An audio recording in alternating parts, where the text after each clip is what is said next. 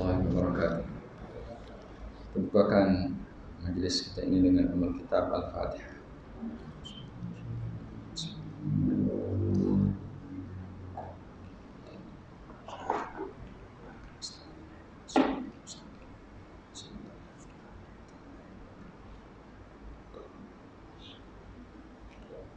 Alhamdulillahi Rabbil Alamin Alladzi khalaqal mauta wal hayata liyabluwakum ayyukum ahsanu amala wa huwal azizul ghafur. Asyhadu an la ilaha illallah wahdahu la syarika lah wa asyhadu anna Muhammadan abduhu wa rasuluh. Allahumma fashalli wa sallim ala hadzal nabiyil karim wa ala alihi wa ashabihi wa tabi'in wa tabi'ihim bi ihsan ila yaumiddin. Qala rabbi shrah li sadri wa yassir li amri wahlul 'uqdatam min lisani yafqahu qawli. Rabbi zidni ilma warzuqni fahma wa a'inni fid-din. Qala Allah ta'ala fil kitabil aziz, a'udzu billahi minasyaitonir rajim. Ya ayyuhalladzina amanu taqullaha wa tanzur nafsum ma qaddamat lighadin wattaqullaha innallaha khabirum bima ta'malun. Sadaqallahul azim. Alhamdulillah tuan-tuan, dengan limpah rahmat Allah pada malam ini dapat kita sekali lagi sama-sama hadir ke surau yang penuh berkat ini untuk kita sama-sama mengerjakan sembahyang berjemaah, seterusnya menghidupkan sunnah Rasulullah SAW di zaman yang penuh dengan kefasadan dan kemungkaran ini. Mudah-mudahan amal ibadat kerja buat kita ini diberikan ganjaran dan balasan baik oleh Allah Subhanahu Wa Taala bila kita kembali kepada Allah pada hari yang tidak ada bergunanya lagi harta dan anak pinak, kecuali mereka yang datang kepada Allah dengan hati yang sejahtera. InsyaAllah pada malam ini kita akan sambung lagi kitab kita beriman pada hari akhirat ini di bawah tajuk yang baru berkenaan dengan fitnah kubur. Yang last kali bulan 7 dalam pagi ni kita ada musyakkah. Cuma sebelum sambung kita ni saya nak sebut satu perkara lah. Dalam pagi ni kita tak mari sebab masa tu saya bawa orang pergi umrah. Apa yang saya nak sebutkan ialah bila pergi umrah ni, dia beza umrah sebelum Covid dengan umrah selepas Covid. Perbezaannya ialah bila kita pergi umrah ni, antara benda yang orang naklah sewaktu di Madinah ni ialah memasuki Raudhah. Raudhah itu ialah tempat yang berada antara mimbar dengan rumah Nabi sallallahu alaihi wasallam. Mimbar dengan rumah Nabi sallallahu alaihi wasallam. Dulu masa bila pergi umrah ni kita boleh masuk ke Raudhah ni pada bila-bila masa sewaktu ada tempat boleh masuk lah. Tapi sekarang ni nak masuk Raudhah, dia kena ada aplikasi I'tamarna. Kena buat permohonan I'tamarna tu, kemudian baru boleh masuk Raudhah. Dalam masa sebulan boleh masuk sekali saja. Sebab apa benda nak masuk sangat Raudhah ni? Sebabnya dikatakan bahawa Raudhah itu ialah tempat yang makbulnya doa. Makbul doa.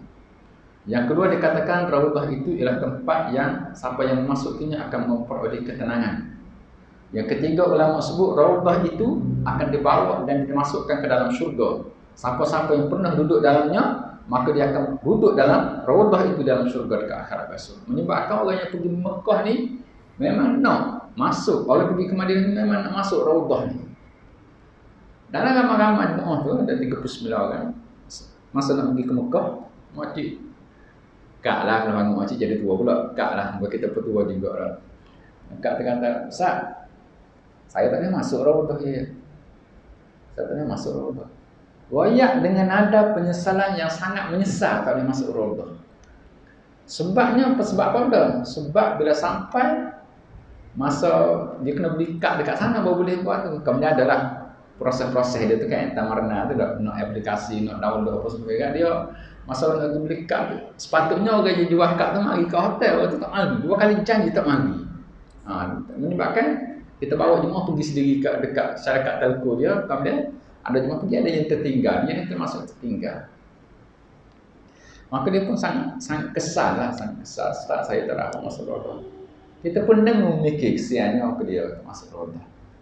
Tetapi dalam masa sama Nabi sallallahu alaihi wasallam sebagai nabi yang rahmat kepada seluruh alam. Nabi sebut dalam satu hadis, "Idza marartum bi riyadatil jannati farka'u." Qala wa ma za riyadatil jannati ya Rasulullah? Qala majalisul ilm. Nabi sebut apabila kamu melalui taman-taman syurga, maka hendaklah kamu berhenti di dalamnya, kamu berduduk singgah di dalamnya. dan bersedak-sedak di dalamnya. Lalu sahabat pun bertanya, apakah taman surga itu, wahai Rasulullah? Maka Rasulullah kata, majlis ilmu, majlis ilmu, majlisul ilmu. Apa yang saya nak sebutkan ialah bagaimana orang yang pergi ke Madinah nak masuk di taman surga, di Raudhah itu, kerana Raudhah itu taman surga. Kena berhabis belanja 7,000, 8,000, 10,000 nak pergi, tanpa kapal terbang dan sebagainya. Dah masuk tu boleh 20 minit je. 20 minit. Tetapi dengan rahmat yang Allah Ta'ala berikan kepada Nabi Muhammad SAW, di tempat kita ini ada tempat yang sama dengan disebut oleh Nabi, sama dengan Raudhah di Masjid Nabawi. Sebab antara mimbar Rasulullah dengan rumah Nabi itu disebut sebagai Raudhah, dan majlis ilmu yang kita ada ini disebut juga sebagai Raudhah. Kalau di sana kita masuk, kita akan rasa tenang. Maka duduk dalam majlis ilmu, sekiranya majlis ilmu itu betul, maka orang akan mendapat ketenangan. Antara tanda majlis ilmu itu tak betul, antara tanda tak betul lah, bila kita keluar daripada majlis ilmu itu, kita jadi balah dengan orang. Itu tak betul. Maknanya bila keluar majlis ilmu tu, jadi nak marah kat orang ni tak betul, itu tak betul. Majlis ilmu tu kena beringat sikit. Yang kedua, apa nama ni? Bila masuk majlis ilmu tu mendapat ketenangan. Yang kedua, bila berada dalam majlis di Raudhah itu disebut doanya dimakbulkan. Maka di setiap majlis ilmu yang ada, maka di sana ada malaikat yang Allah Ta'ala tugaskan. Malaikat itu disebut, tugas dia satu saja, cari di mana majlis zikir ataupun majlis ilmu. Bila dia jumpa, dia akan panggil malaikat-malaikat yang lain yang tugasnya sama dengan dia, dan malaikat itu akan bersusun daripada majlis ilmu itu sehingga ke langit. Lalu malaikat ini berdoa, Allahumma ighfir lahum warhamhum. Maka doa malaikat dalam majlis ilmu itu, maka dia akan dimakbulkan oleh Allah Ta'ala dengan maksud orang yang berada dalam majlis ilmu itu, dia akan memperoleh keampunan dan rahmat daripada Allah Subhanahu Wa Ta'ala. Dan yang ketiga, Raudhah itu, Raudhah Nabi itu akan bawa masuk ke dalam syurga. Maka sebab itu ulama sebut, siapa-siapa yang tidak pernah memasuki taman syurga di dunia, sukar untuk dia masuk syurga dekat akhirat. Kerana apa benda? Kerana dia tak kenal berkenaan dengan masalah tauhid, masalah fiqh dan sebagainya. Maka sebab itu kita bersyukur kepada Allah Subhanahu Wa Ta'ala, kita dapat berada di Raudhatul Jannah, dalam majlis ilmu yang di kampung kita. Tak payah habis 7-8 ribu nak pergi ke masjid Nabawi. Sebab itu kita katakan majlis ilmu ini, kita jangan tunggu masa luang untuk hadir, tetapi kita mesti luangkan masa untuk hadir dalam majlis ilmu dalam sisa kehidupan kita yang masih berbaki. Baik. Pada malam yang lepas kita sebut berkenaan dengan tanda husnul khatimah. Kalau tuan-tuan ingat ataupun tak ingat tak apalah.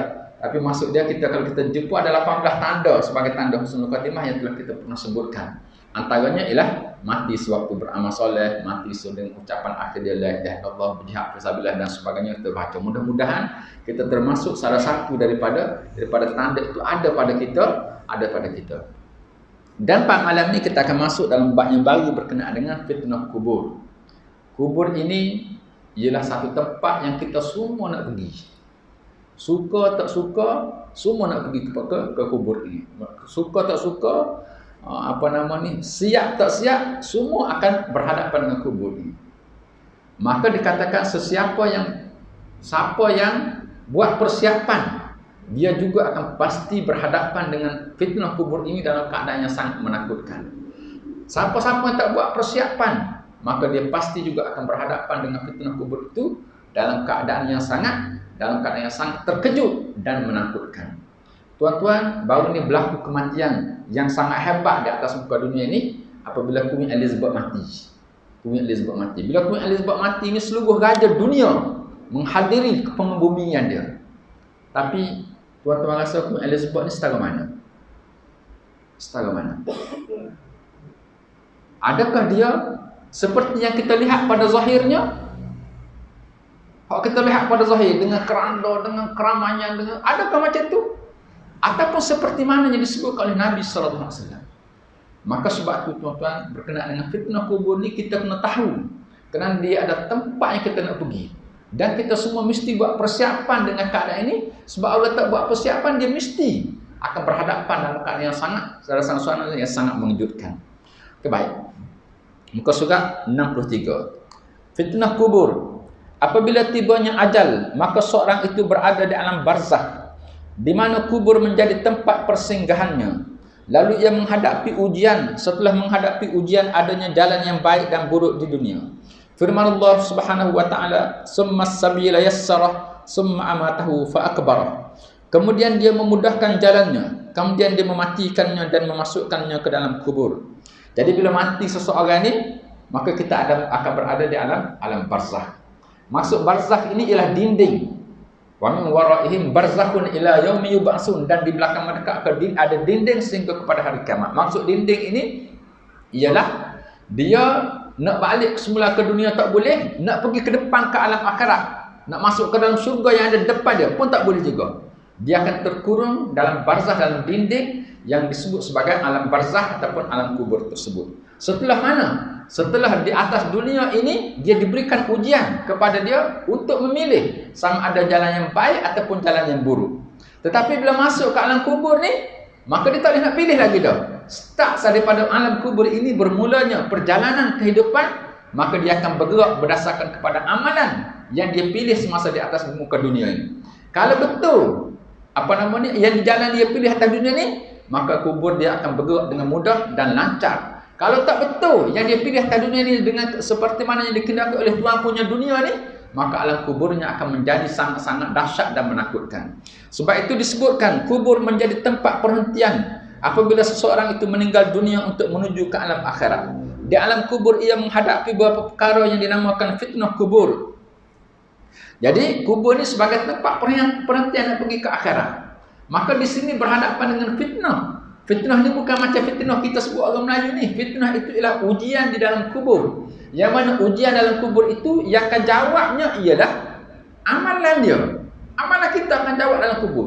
Kalau ujian atas dunia ni, kita diberi ujian tetapi kita diberi pilihan.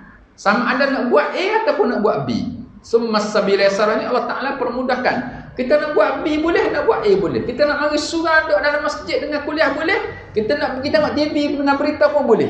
Pergi tengok bola, tengok nyanyi, semua boleh belaka. Masing-masing pilih jalan. Tetapi bila sampai dekat akhirat, dekat alam kubur ini, maka bila malaikat mari tanya, jawapan itu bukan seperti mana yang dihafal, tetapi yang akan jawapannya, yang akan berikan jawapannya ialah amalan-amalan yang dia telah lakukan semasa di atas muka dunia dulu. Maka start daripada masuk dalam kubur itu, dia akan berhadapan dengan apa yang disebut sebagai fitnah kubur. Perkara ini telah dijanjikan oleh Allah dan Rasulnya.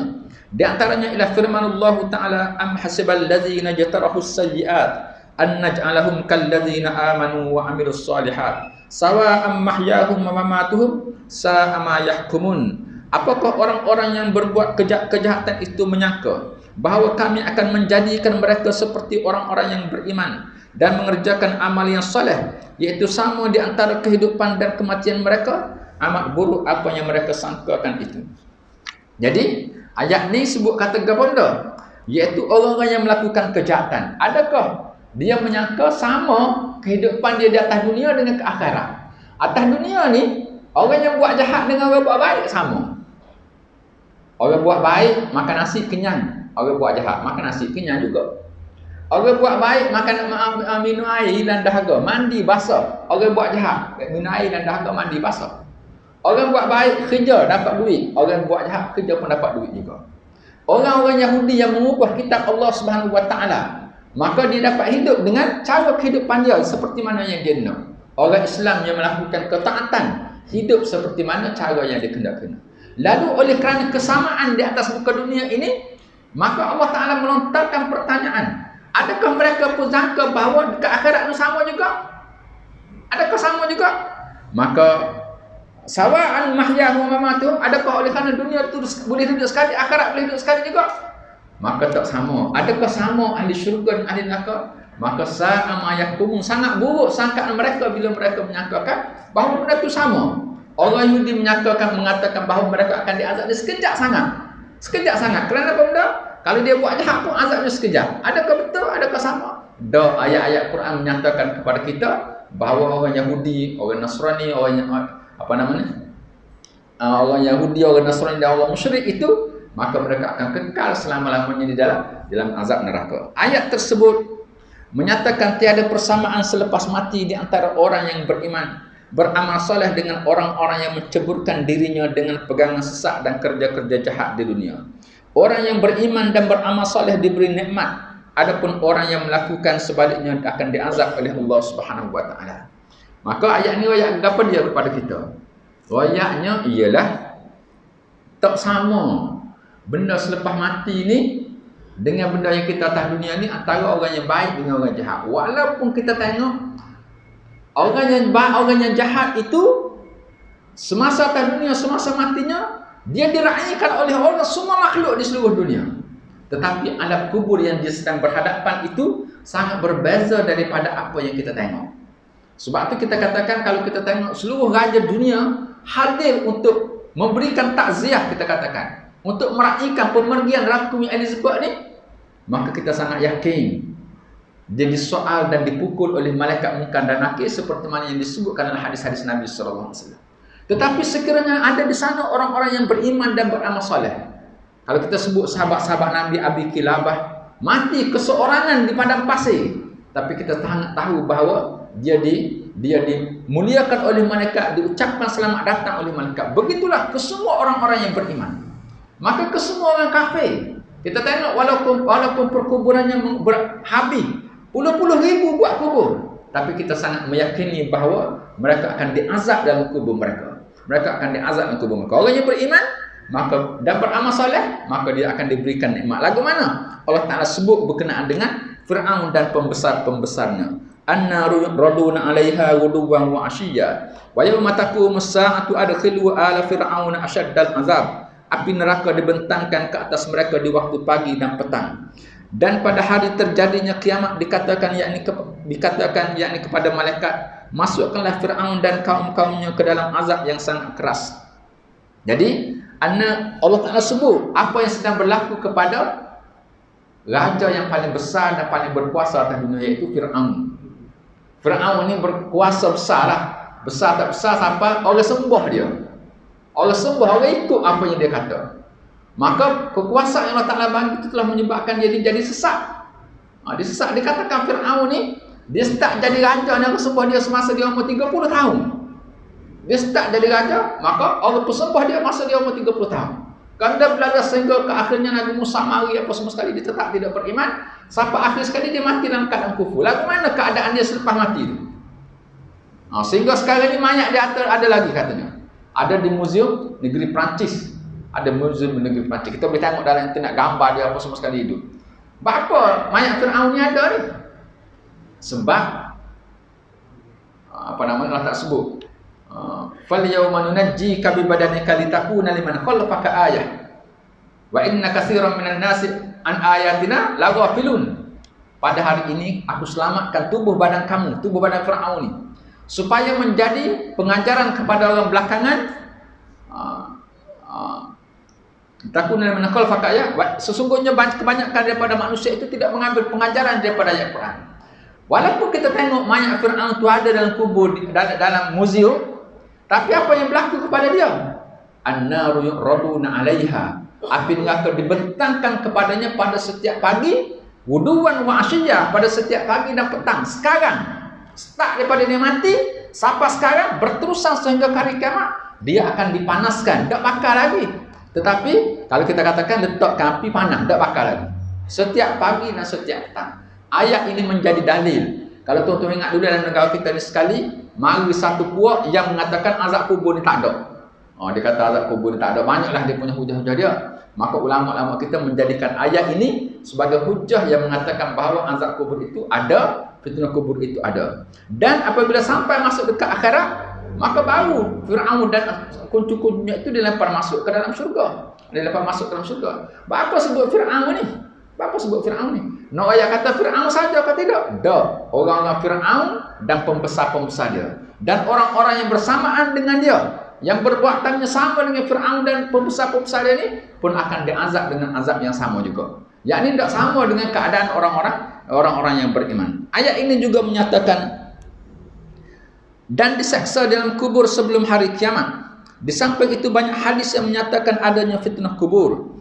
Di antaranya ialah sabda Rasulullah sallallahu alaihi wasallam seperti yang diceritakan oleh Sayyidina Utsman bin Affan radhiyallahu anhu. Innal qabra awwalu manzilu min manazilil akhirah, fa in naja minhu fama ba'dahu aisaru minhu, wa illam yanju minhu fama ba'dahu ashaddu minhu.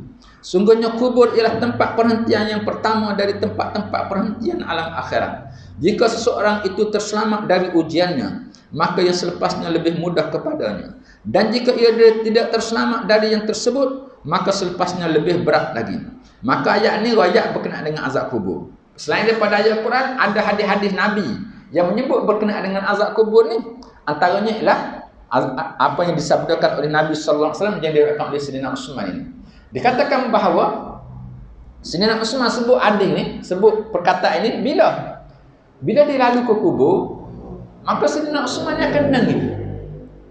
Lalu dia punya khadam dia, pembantu dia tanya, "Wahai Utsman, apa menangis bila kubur, bila sebut syurga neraka kamu dah menangis? Danmu ini adalah orang yang Rasulullah jamin dah kamu masuk syurga." Maka kata Sayyidina Utsman, dia kata, "Rasulullah jamin aku masuk syurga, tapi Rasulullah tak jamin aku daripada fitnah kubur." Nak ayat kata dahsyat tak dahsyat fitnah kubur ni? Kadang-kadang ada orang yang dimasukkan ke dalam syurga, tetapi kubur kena juga fitnah.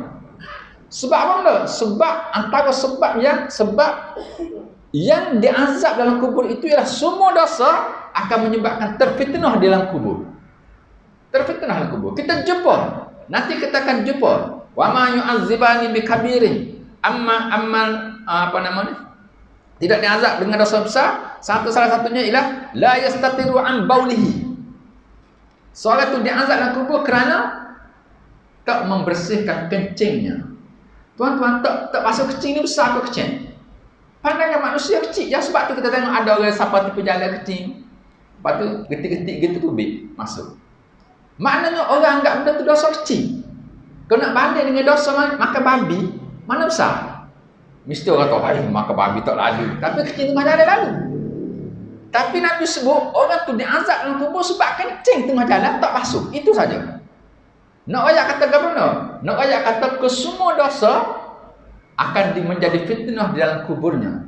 Akan menjadi fitnah dalam kubur. Sebab itu, kok mana pun sebelum daripada kita mati, mesti minta ampun kepada Allah Ta'ala ke semua dosa dengan Allah Ta'ala, dan minta maaf dengan manusia ke semua kesalahan dengan manusia. Ini saja cara yang menyelamatkan kita daripada azab kubur. Di sana disebutkan, bila Sayyidina Utsman sebut gini, dia kata kubur ini ialah perjalanan pertama ke akhirat. Siapa yang mudah kubur, maka selepasnya akan mudah lagi. Siapa yang kubur dia susah, maka lepas pada tu akan susah lagi. Tetapi di sana juga terdapat orang yang menyatakan bahawa ada orang yang dimasukkan ke dalam syurga, tapi dia diazab dalam kubur. Lagu mana berlaku begitu?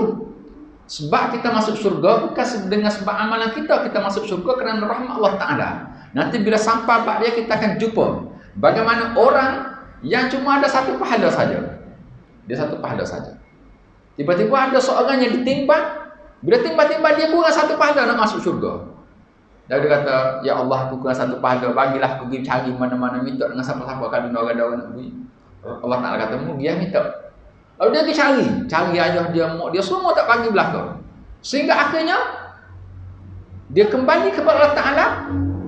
Dia jumpa dengan seorang ni yang dia kenal. Lalu dia kata, "Aku ni kurang satu pahala je nak masuk syurga. Boleh tak bagi aku satu pahala?" Ibarat kata begitulah. Orang ni kata, "Aku ada satu pahala, aku ni memang tak ada harapan dah nak masuk syurga. Sebab aku ada satu pahala saja." Ambil kamu Ya, tak payah masuk neraka dua-dua. Seorang masuk, aku masuk. Lalu orang ni bawa pahala tu pergi bertemu dengan Allah Ta'ala. Maka Allah Ta'ala kata, "Bagaimana? Aku boleh satu pahala. Mau ambil mana?" Ada seorang sekian-sekian bagi pada satu pahala sebab dia ada semua. Lalu Allah Ta'ala kata, "Kamu pergi cari dia dan bawa masuk dia ke syurga bersama dengan kamu." Bawa dia masuk syurga bersama. Sebab tu orang ni masuk syurga dengan rahmat Allah Ta'ala. Tetapi sebelum sampai ke situ, sewaktu diazab di alam kuburnya, maka pasti dia telah diazab di alam kuburnya. Kerana setiap dosa itu akan diazab dalam kubur. Maka sebab itu kita kena cari jalan macam mana nak melepaskan daripada azab kubur ini. Jalan yang paling selamat sekali ialah dengan meminta ampun kepada Allah Ta'ala terhadap semua dosa kita dengan Allah Ta'ala, beristighfar minta ampun, dan minta maaf dengan manusia ke semua kesalahan kita dengan manusia. Sebab tu tuan-tuan disebutkan bagaimana orang yang kita paling suka, paling mudah berbalas ni siapa dia? Jiran kita. Orang kita tak kenal, aku lupa, kita tak balas dengan dia. Nak pada buat apa, aku lupa. Imam Al-Bukhari, diriwayatkan Imam Al-Bukhari rahimahullah ta'ala, dia ni, Imam Bukhari ni suka bu. Jadi satu kali dia panggil sayang-sayang dia kata, kita training lah, training mana nak bu. Dia training mana ni, tengah training mana, tiba-tiba satu panah dia tu salah pergi, kena pagar jiran dia. Lecong dia kena pagar jiran dia. Dia pun berhenti. Dia kata, saya tak jadi nak pergi bu. Dia pun panggil khadam dia, kata pergi royak ke tuan rumah ni, kata saya minta maaf, dan kalau dia suruh bayar, kita akan bayar sebanyak mana yang dia nak. Khadam dia dijumpa dengan jiran dia ni, Abu Muhammad minta maaf. Imam Bukhari ni minta maaf dengan dia sebab pagar ni. Tuan dia pun, dia kata, Imam Bukhari kata, kalau nak bayar, mari tengok, pergi tengok. Tuan dia kata, jiran dia kata, bukan saja pagar ni, kalau Imam Bukhari nak rumah ni pun aku bagi ke dia. Nak rumah ni aku bagi.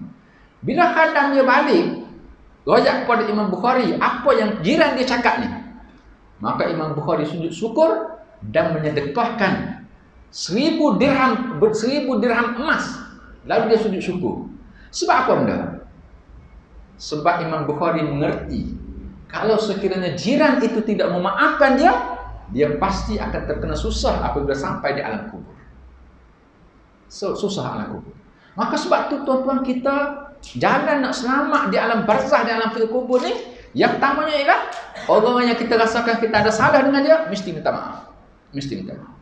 Yang kedua, di sana disebut hadis-hadis Nabi SAW, antaranya disebut siapa yang baca surah Al-Mulk di malam harinya, maka kalau dia malam ni, kalau dia mati keesokan harinya, dia akan dilepaskan daripada fitnah ataupun azab kubur. Maka sebab tu kita yang dah umur tua-tua belakang ni lah, malam hari ni, kalau kita boleh ambil masa tengok berita, kita boleh ambil masa tengok TV, maka luangkan masa sedikit untuk baca surah Al-Mulk sebelum tidur. Sebelum tidur.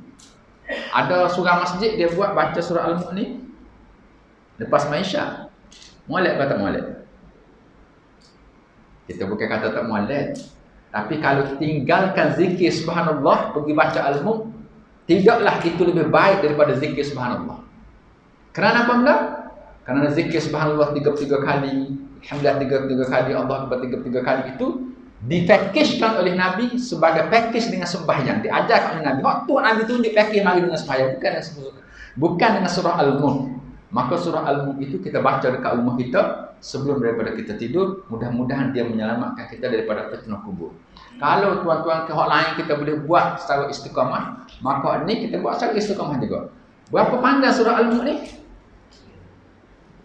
Saya tak ingat berapa ayat. Semuka surat yang kedua, kemudian di sikit atas. Semuka surat 9 lebih. Berapa lama kalau kita baca dia? Paling lama 10 minit. Lama tu 10 minit. Kalau tidak kan 2 minit setengah, 7 minit. Ataupun 5 minit habis. Dan bacaan kita 5 minit itu, insya-Allah dia akan menyelamatkan kita daripada fitnah kubur. Ini antara amalan dia setelah hak tadi. Boleh ke tak kita dahulu hak ni nak ambil, kita nak ambil ni, hak orang kita tak boleh minta maaf, tak boleh. Sebab hak ni dengan Allah Taala. Hak orang dengan orang kena selesaikan dengan manusia. Jadi kubur itu ialah kalau siapa yang mudah dikubur, maka dia akan mudah selepas daripadanya. Sebab tu tuan-tuan mesti cari jalan, kita mesti cari jalan supaya kita selamat dalam bab persoalan kubur ini. Abu Sa'id radhiyallahu anhu telah berkata, dakhala Rasulullah sallallahu alaihi wasallam musallahu fara'a nasan yaktasirun. Qala sallallahu alaihi wasallam, ama innakum law aksartum zikra hadhimil ladzati la shagalakum amma ara fa aksiru zikra hadhimil ladzat al maut fa innahu lam ya'ti 'ala al qabri yawmun illa takallama fayaqulu ana baitul ghurbah wa ana baitul wahdah wa ana baitut turab wa ana baitud dud Fa idza dufinal 'abdul mu'min qala lahul qabr marhaban wa ahlan. Amma in kunta la habbu man yamshi 'ala zahri ilayya. Fa idza wullitukal yawm wasirta ilayya fasatara sa'ini bik qala fayashi'u lahu muddal basar wa yaftahu lahu babun ilal jannah. Wa idza dufinal fajiru awil kafiru qala lahul qabr la marhaban wala ahla. Amma in kunta la abghada man yamshi 'ala zahri ilayya. Fa idza wullitukal yawm wasirta ilayya fasatara sani'i bik qala sallallahu alaihi wasallam falyata'im alaihi hatta yaltaqiya wa takhtalifu adla'uhu. Qala ar-rawi qala sallallahu alaihi wasallam bi asabihi fa adkhala ba'daha fi jawfi ba'd. Qala wa yuqayyid lahu sab'una tinninan law anna wahidan minha nafaha fil ard ma ambata syai'an ma baqiyatid dunya fayanhashnahu wa yakhdishnahu hatta yufda ila al-hisab. Qala Rasulullah sallallahu alaihi wasallam innamal qabru rawdatun min riyadil jannah aw hufratun min hufarin nar. Rasulullah sallallahu alaihi wasallam masuk ke tempat sembahyangnya, lalu ia melihat beberapa orang banyak bercakap. Rasulullah sallallahu alaihi wasallam pun menegur mereka dengan bersabda, ketahuilah, sesungguhnya kalau kamu banyak menyebut yang musnah dan menghilangkan segala kelazatan, tentulah menghalang kamu daripada melakukan apa yang aku lihat ini. Maka hendaklah kamu mengingati dan menyebut perkara yang memusnah dan menghilangkan perasaan kesenangan, yaitu mati. Kerana kesungguhnya pada tiap-tiap hari kubur menyeru, akulah rumah dagang, akulah rumah yang sunyi sepi, akulah rumah yang penuh dengan tanah, akulah rumah yang penuh dengan ulat. Maka apabila hamba Allah yang mukmin dikebumikan, berkatalah kubur kepadanya, selamat datang, dipersilakan dengan segala hormatnya. Ketahuilah, sebenarnya engkau adalah sekasih-kasih orang yang berjalan di atasku. Oleh itu apabila engkau diserahkan kepadaku dan terpulang kepadaku pada hari ini, maka engkau akan melihat layananku kepadamu. Kubur itu pun menjadi lapang seluas mata memandang baginya, dan dibukakan untuknya satu pintu syurga. Dan sebaliknya apabila orang yang berdosa dan orang kafir dikebumikan, berkatalah kubur kepadanya, tiada selamat datang dan tiada sambutan bagimu. Ketahuilah sebenarnya engkau kepadaku adalah sebenci-benci orang yang berjalan di atasku. Oleh itu apabila engkau sampai kepadaku dan diserahkan kepada aku pada hari ini, maka engkau akan melihat apa yang aku buat kepadamu. Nabi SAW bersabda lagi, kubur itu pun menghimpitnya sehingga berselisih tulang-tulang rusuknya. Kata perawi hadis ini, Nabi SAW sambil bersabda demikian, ia memasukkan jari sebelah tangannya di celah jari sebelah lagi.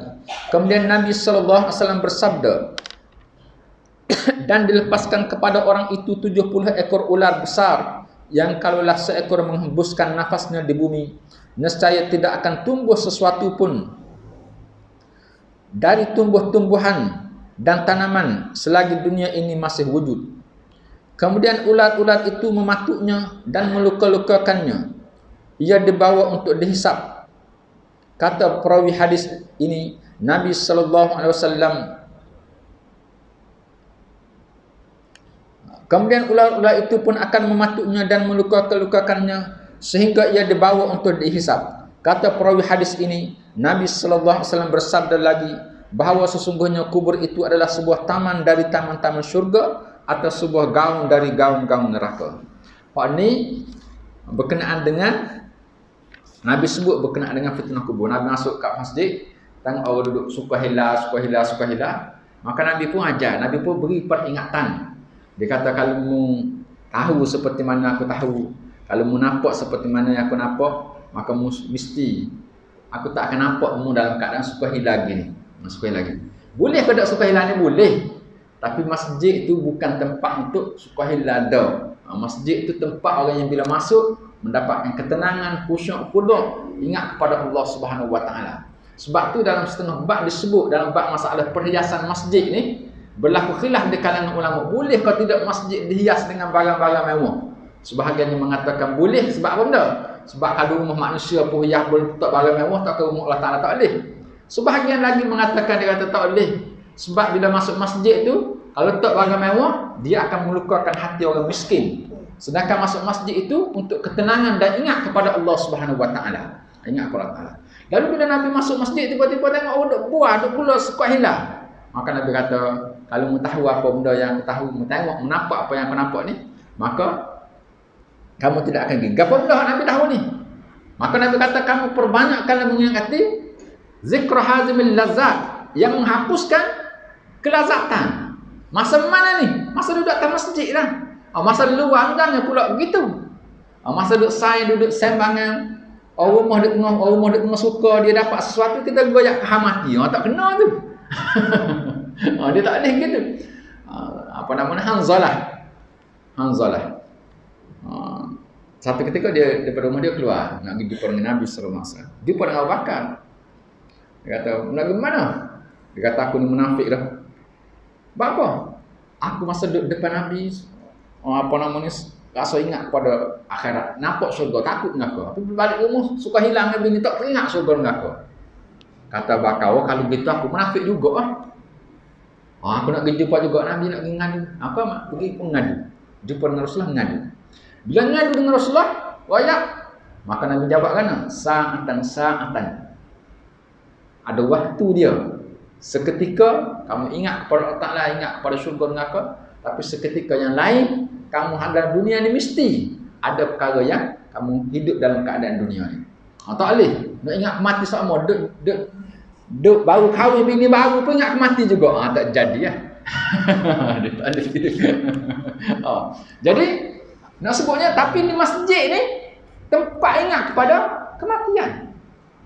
Maka Nabi sebut, dia kata siapa kamu ingat kematian ni? Sebab setiap hari kubur menyebut perkataan-perkataan tadi. Aku ini adalah rumah yang sempit, aku ini adalah rumah yang penuh dengan sunyi sepi, aku pun rumah yang penuh dengan tanah, penuh dengan ulat. Supaya apa? Tapi kita tak dengar, supaya kita membuat persiapan. Lagu mana nak buat persiapan rumah yang sempit ni? Maka antaranya ialah rumah yang sunyi ni, nak pergi rumah sunyi ni.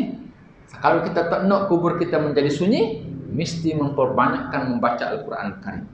Kalau kita tak nak kubur kita jadi gelap, maka kita mesti kena bangun sembahyang tahajud setiap malam. Kita kena bangun sembahyang tahajud setiap malam. Kalau kita tak nak kubur kita tu apa namanya dipenuhi ulat apa semua sekali, maka kita kena lakukan sedekah, kita kena hubungkan silaturahim. Ini amalan-amalan yang akan menyelamatkan kita di alam kubur sana. Sebab tu kita kena cek, ada ke tak benda ni kita buat setiap hari?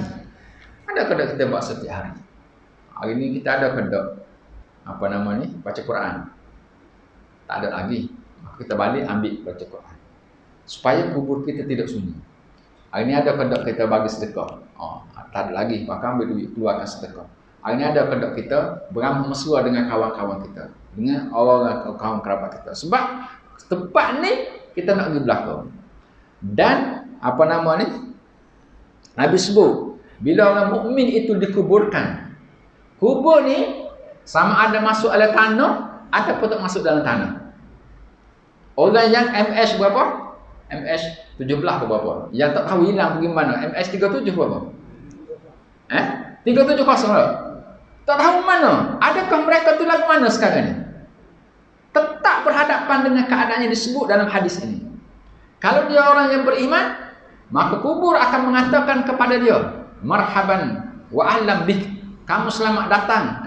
Selamat datang kepada kamu dan kamu apa namanya? Mari aku muliakan dia. Marhaban bik wa ahlan bik. Selamat datang kepada kamu. Kamu adalah orang yang sebaik-baik atas muka dunia ni. Kamu duduk jalan atas muka bumi ni, kamulah orang yang aku kasih duduk jalan atas belakangku. Maka kamu tengok gapo dia yang aku akan layan kepada kamu. Bila gitu, maka kubur akan menjadi luas. Walaupun dia duduk di mana-mana. Seluas mata memandang, luas mata. Dan dibukakan kepadanya satu apa namanya taman daripada taman-taman syurga. Dia tengok dah taman syurga ini. Dia berada kubur itu sama ada Raudhatun min Riyadil Jannah, taman syurga, ataupun lubang daripada lubang neraka. Adapun orang-orang yang kafir, tak kira lah. Sebab tu kita katakan Queen Elizabeth ke, Shinzo Abe ke, siapa ke, semua orang yang kafir ni, baru Sami Belu mati pun ni, sama saja. Maka bila dia mati ni, kubur sebut kepada dia, la marhaban bik wala ahlan bik. Tak ada selamat datang, tak jemput mari sini. Kamu adalah orang yang aku paling mawas sekali atas waktu berjalan atas belakang aku. Kamu tengok mana aku buat.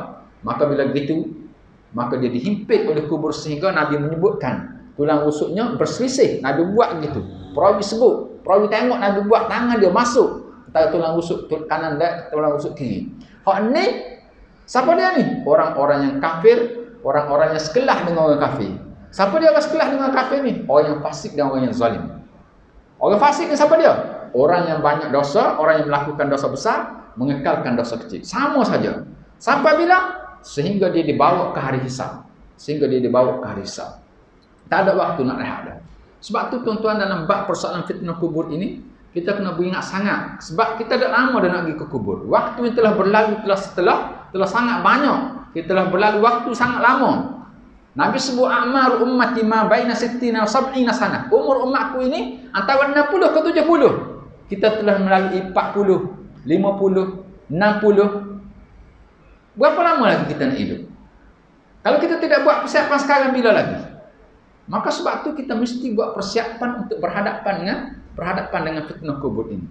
Jangan ada hari yang berlalu kita tak baca Quran. Jangan ada hari yang berlalu kita tidak memberikan sedekah. Sebab itu yang menyelamatkan kita daripada fitnah kubur ini. Dari Asma binti Abi Bakr radhiyallahu anhuma katanya, qama Rasulullah sallallahu alaihi wasallam khatiban fa dzakara fitnatul qabri allati yuftanu fiha al-mar falamma dzukira dzalika dajul muslimuna dajjah akhrajahu al-Bukhari hakaza wa zada an-Nasa'i halat baini wa baina an afhama kalama Rasulullah sallallahu alaihi wasallam falamma sakanat dajjatahum qultu lirajulin qaribin minni ayyu barakallahu lak madza qala Rasulullah sallallahu alaihi wasallam akhir qawluhu qala qad uhiya annakum tuftanuna fi quburi qariban min fitnatid dajjal. Rasulullah sallallahu alaihi wasallam telah berdiri memberi ucapan, lalu ia menyebut fitnah kubur, yakni ujian kubur yang dikenakan kepada seseorang itu.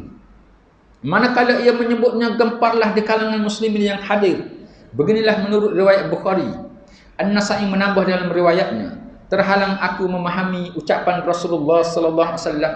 Lalu aku bertanyakan seorang lelaki yang hampir denganku, moga-moga Allah memberkatimu. Apakah kata-kata yang akhir daripada sabda Rasulullah itu?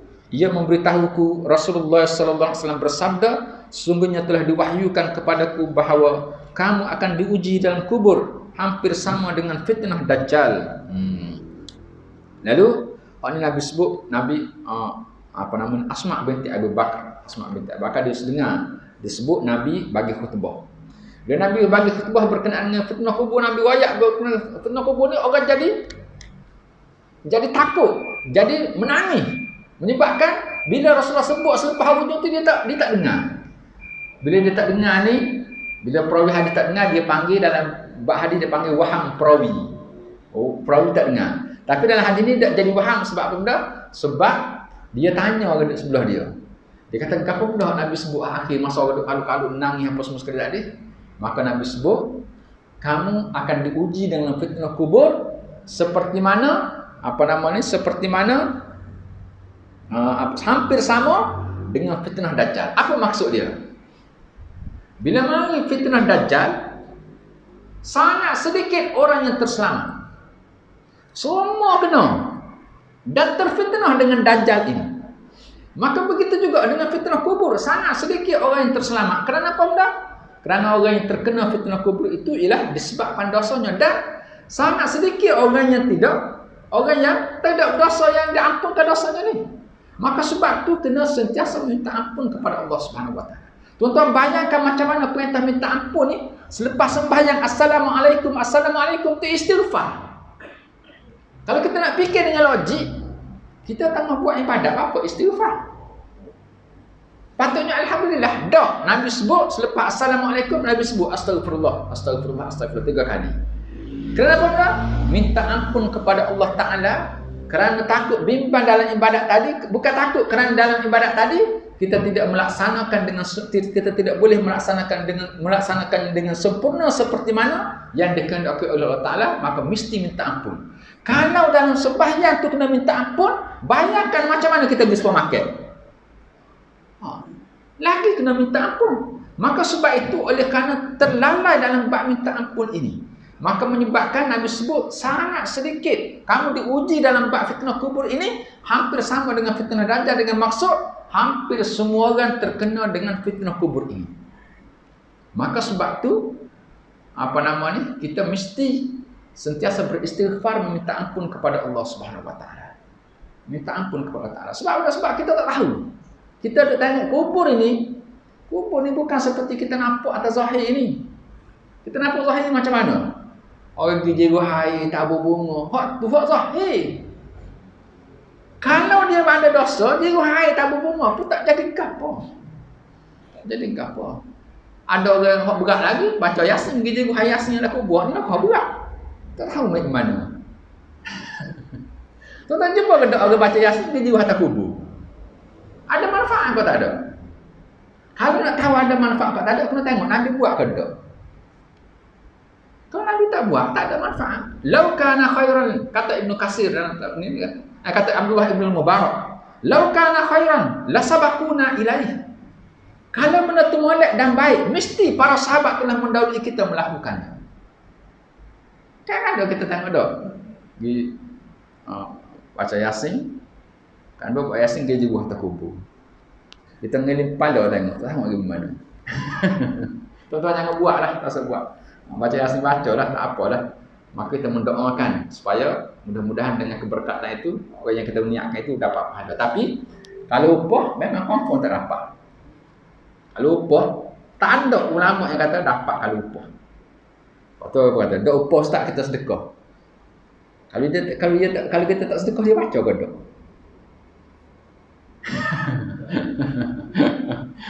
Kita tak sedekah dia baca ke tak? Maka sebab itu kita buat sendiri.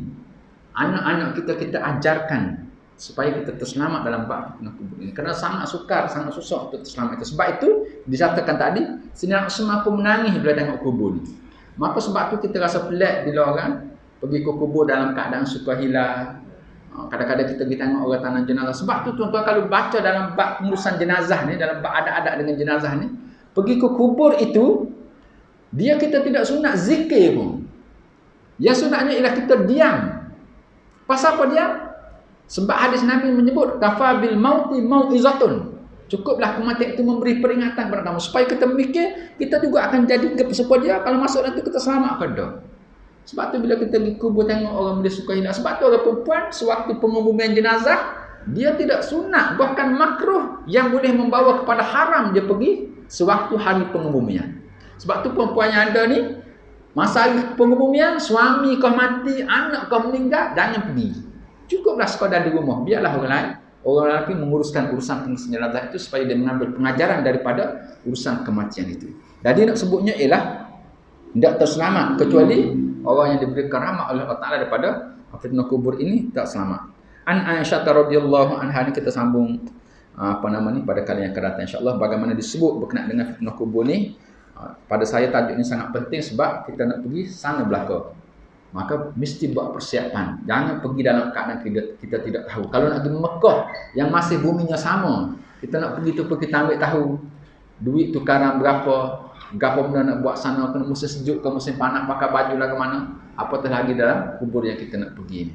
Maka sebab tu kita rasakan kita mesti tahu, kita mengambil pengajaran daripada hadis-hadis dan seperti disebut oleh pengarang kita dalam ini. Kita sambung pada kali yang akan datang insya-Allah.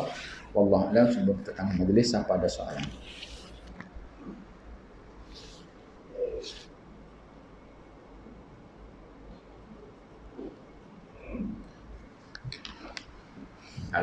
Ada soalan.